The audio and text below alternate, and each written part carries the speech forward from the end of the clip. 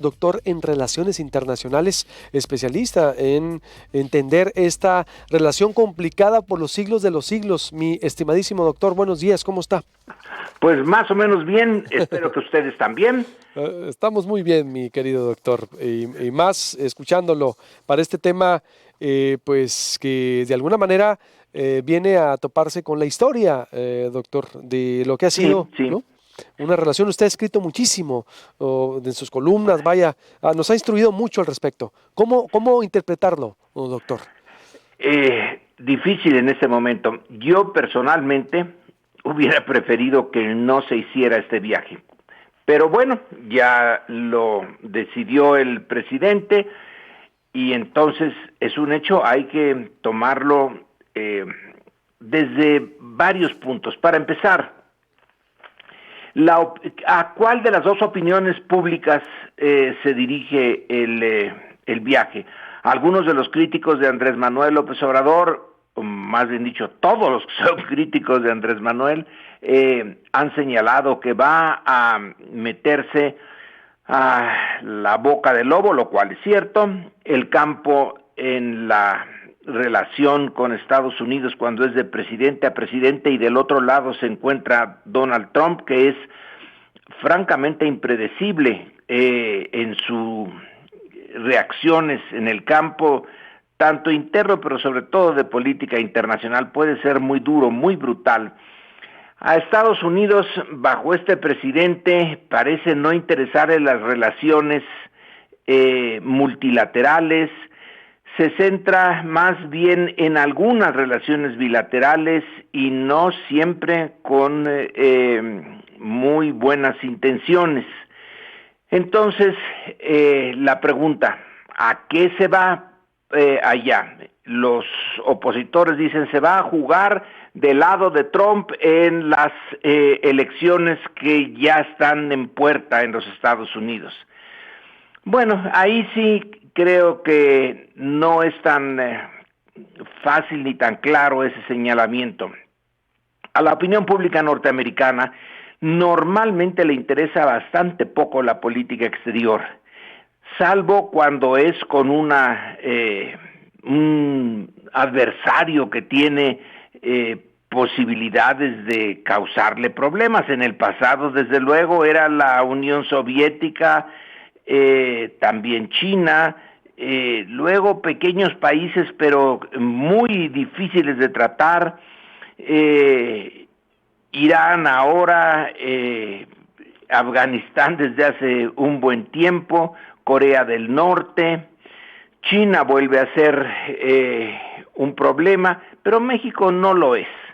Entonces, una opinión norteamericana que está ahora centrada básicamente, yo diría que hasta podríamos poner una cifra, 90-95% en los efectos de la pandemia, en sus efectos directos como ataque a la salud de los norteamericanos y efectos indirectos pero muy claros en la economía. La presencia de un jefe del ejecutivo de un país latinoamericano, aunque sea el país vecino, le tiene sin mucho cuidado. No veo ahí que la visita de Andrés Manuel López Obrador pueda jugar un papel destacado en la campaña, como se ha dicho. De que va a ser el caldo gordo a Trump.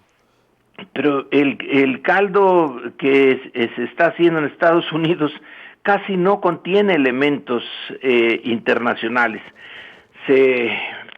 Tienen otros ingredientes, es un caldo hecho con otros ingredientes muy internos. Entonces, creo que tiene más efectos en la opinión pública mexicana que en la norteamericana. Ahora, ¿cuál es el objetivo principal o formal de esa visita? Lo del tratado, el TEMEC, que ya entró en vigor. Bueno, ese tratado se negoció, fue muy difícil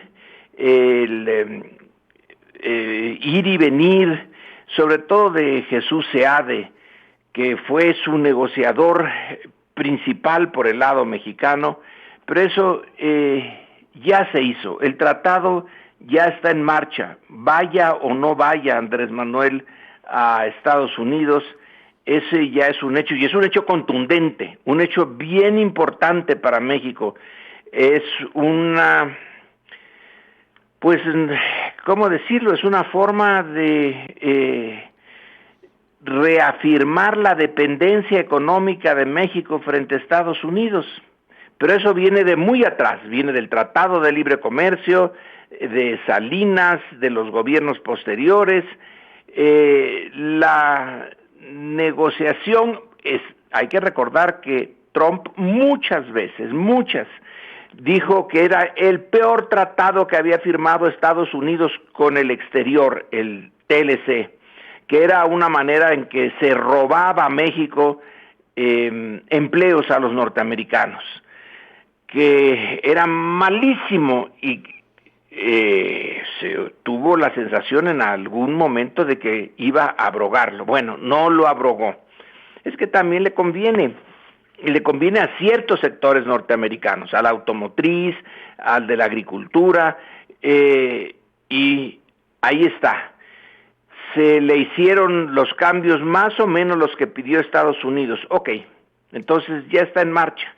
No era realmente necesario ir a Estados Unidos, que a darle un agradecimiento a Trump porque en algún momento hizo algunos gestos positivos, como en la negociación con el petróleo que México vende al exterior, que no es mucho lo que México puede vender, y que Estados Unidos asumió la demanda de que México dejara de exportar petróleo como propia, bajó la exportación de Estados Unidos en no sé cuántos fueron, 300,000, 400,000 barriles diarios, y bueno, fue un favor a México.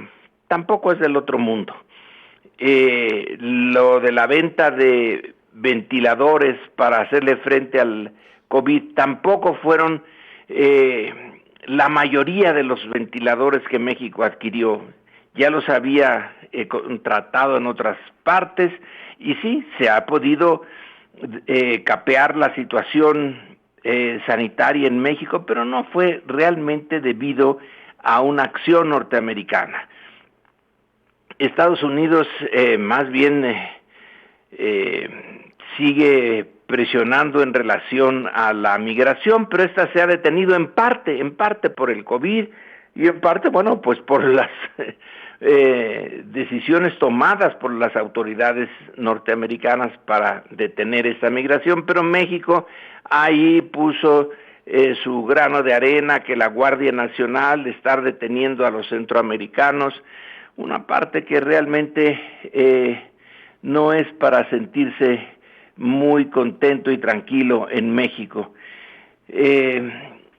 Hay algo que no se ha discutido en la prensa, no lo he visto discutir en la prensa, pero el gobierno de Washington, por la vía del secretario de Estado, del señor Pompeo, dijo abiertamente que le iba a pedir a México que tuviera una mayor colaboración con Estados Unidos frente a Venezuela, es decir, hacerle presión a Venezuela.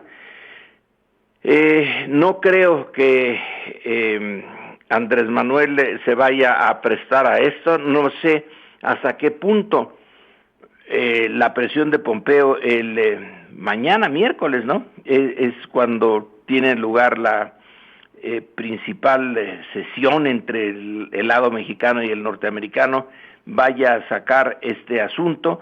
Si le interesa por qué diablos, por qué razón un problema tan secundario para Estados Unidos sigue siendo importante, que es Venezuela, bueno, no lo entiendo del todo, pero es un hecho. Lo del muro ya pasó a la historia y sigue Trump con su muro, pero no va a avanzar mucho. Y finalmente es probable no seguro que Trump ya no se reelija. La situación en relación a la economía, que era lo que pues aparentemente más determina el voto de los norteamericanos, que le iba bien a Trump hace unos meses antes de que apareciera la pandemia, pero ahora tiene un problemón entre manos porque está expandiéndose lo que es Texas, Arizona, Claro. y California. ¿Usted cree que no se va a reelegir, Donald Trump? Bueno, yo creo que las posibilidades son bajas. Me gustó un artículo, un estudio que hace el Economist, que ahora está dispuesto, no sé cuánto dinero le vaya a costar a esta revista semanal británica, pero que es muy prestigiosa, de hacer encuestas sistemáticas. Dice que nunca había hecho esas encuestas y que ahora las va a hacer. Ese es su propósito en relación a la parte norteamericana de la revista. Uh-huh. Y francamente, sus predicciones son no la seguridad de que no se va a reelegir, pero la posibilidad de que se reelija es baja. Está a la baja esa posibilidad. Está cambiando muy rápidamente el ambiente norteamericano. Trump ya decidió lanzarse por el lado más conservador de la sociedad norteamericana, en el momento en que esta está pues en ebullición, realmente en ebullición por los derechos de las minorías, etcétera. Entonces, la posibilidad sí es baja. Para concluir, el campo en el que se metió Andrés Manuel es un campo minado, pero él no es ningún novato en eso. Es cierto que la política exterior no es su área, pero tiene un colmillo de Drácula en materia política. Ya sabe ya sabía a lo que se exponía. No es inocente, no es necesaria la carta de Bernardo Sepúlveda, el ex canciller, que le advierte de los peligros. Ya los conoce.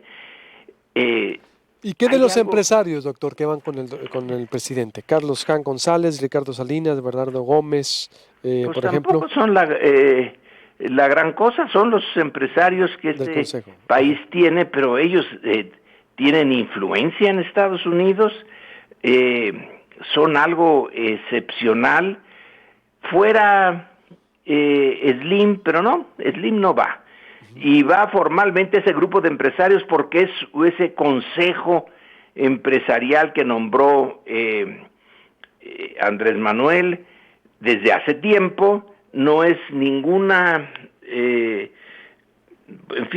grupo inesperado, o que hubiera ahí alguna especie de mensaje secreto en esos empresarios. No, son empresarios además que no son López Obradoristas, sobre todo Salinas Pliego.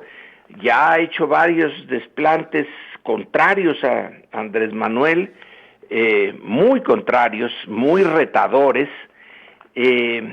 No veo en ese grupo algo particularmente significativo. Bueno, lleva empresarios y ¿qué son ellos en el contexto norteamericano y de las relaciones con Estados Unidos? Que son grandes exportadores a Estados Unidos. Salinas Pliego exporta a Estados Unidos algo significativo. Banorte, no. Va el otro de Televisa, el Gómez, pero pues sí, son importantes en México, pero no allá, no para el mercado y las relaciones con Estados Unidos. Muy bien. En fin. Pues estaremos al pendiente de la visita, si me permite, para darle seguimiento, y veremos los resultados. Y si tiene tiempo, pues lo consultamos, doctor. Sí, para ver cómo se desarrolla. El resultado, y con eso ya me despido, el resultado final se verá bien dentro de años, cuando los documentos que se tienen en los archivos, en particular en los archivos norteamericanos, se abran. Pero para eso faltan años. Algo sabremos y, en fin, podemos platicarlo y ver las pérdidas y ganancias en las semanas que vienen. Le mando un abrazo como siempre. Gracias, doctor. Buenos días. Hasta luego. El doctor Lorenzo Meyer, le recuerdo, suscríbase al canal de YouTube. Usted nos puede ver desde su oficina, desde su casa, en el canal de YouTube como Proyecto Puente, y active notificaciones. ¿Qué opina usted de esta visita? Ahorita lo voy a leer en la siguiente hora. En el 6622211136 también estamos, por supuesto. Me voy.